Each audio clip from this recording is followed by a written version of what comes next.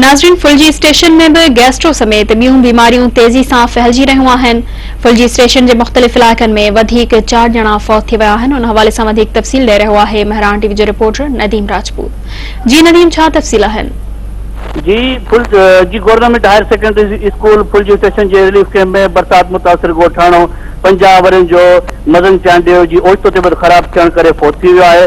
संदसि पुट ॿुधायो त रिलीफ कैंप में रहण लाइ का बि सहूलियत न आहे, न वरी इलाज जी का सहूलियत आहे। ग़रीब हुजण जे करे बाबा जो इलाज न कराए सघियासीं। रिलीफ कैंप में हिन वक़्त ताईं सरकार असांजी का बि सार न लधी आहे। असां वटि कफ़न दफ़न लाइ बि पैसा न आहिनि। पुट पत्थर करे कफ़न वठी बाबा खे ॾिनो आहे। हुकूमत सिर्फ़ ख़ाली ऐलान करण में पूरी आहे। बरसात मुतासिर जूं ज़िंदगियूं दाव ते लॻल आहिनि।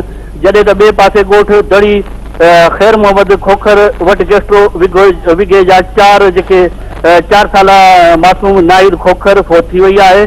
साॻे ॻोठ में 40 वरनि जो नौजवान गुलाम मुस्तफा खोखर ऐं 60 वरनि जो बख्श अली खोखर मलेरिया जी बीमारी हुजण करे फोत थी वियो आहे। सिंध हुकूमत ऐं ज़िली इंतज़ामिया खे घुर्जे त फौरी तौर क़ाइमु कयल रिलीफ कैंपनि में बरसात सटियल इलाइक़नि में इलाज जी सहूलियतूं मुहैया करे ग़रीब ऐं मिस्किन माण्हुनि जी हयातूं बचायूं वञनि। जी नदीम, तफ़सीली ख़बर खां आगाह करण लाइ मुंहिंजी महिरबानी।